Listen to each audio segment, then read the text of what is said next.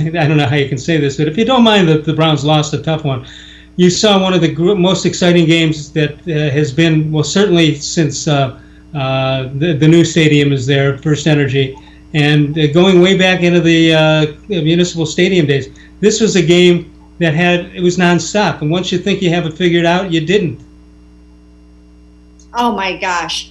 I mean, I'm still kind of riding high from being at that game, and I wish more fans could have been there. I'm sure it was so exciting to watch it on television, but to actually be at that game and I'll never forget, I had my binoculars out and all of a sudden I'm looking, I'm like, wait a minute, is that Lamar Jackson running back out here to go back out onto the field? And I'm thinking, here we are, it's the 2-minute warning, it's 4th and 5 from the 44. Is he really going to do this? And he really did it. And not only did he run out there in that moment, but he threw a touchdown pass on that play, and I still can't believe that happened. I mean, that was just one of so many amazing things that happened in that game. I don't know if you saw that, but when they went into the underneath the stadium to go to the locker room to see if they could catch Jackson, and at the same time, somebody, I don't know if it was a member of the Colts or the Baltimore organization,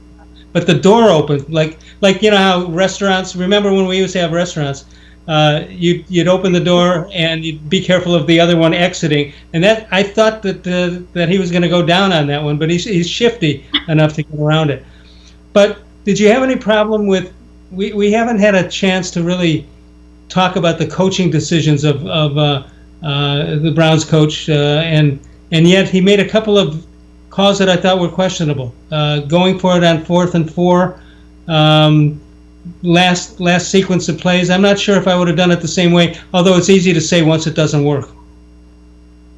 Well, I did think about you because there were a few situations where I was like, what would Les do? And they should just wear a little bracelet during the game, and it should say, like WWLD. What would Les do? Because I thought about you for all of your clock management and how they left the Ravens with 1 minute and 4 seconds left, and obviously that was too much time.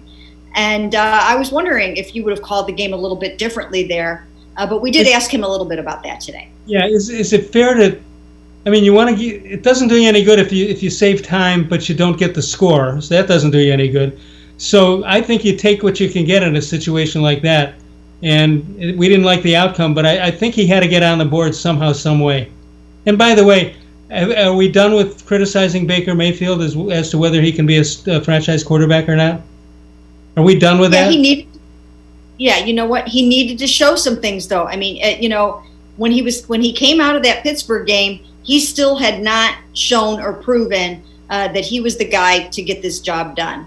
And the clock was ticking on him because they do have to make decisions in the offseason. If they weren't going to have him be their guy going forward, they were going to have to make decisions and think about what to do.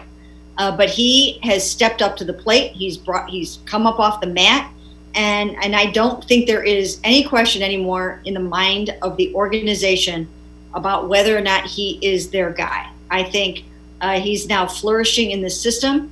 He is running Kevin Stefanski's play action scheme really extremely well. And now he did have the interception, the costly interception, and he can't do those kinds of things. But to be that scrappy and to be that kind of a playmaker, I think he's shown that he is the guy.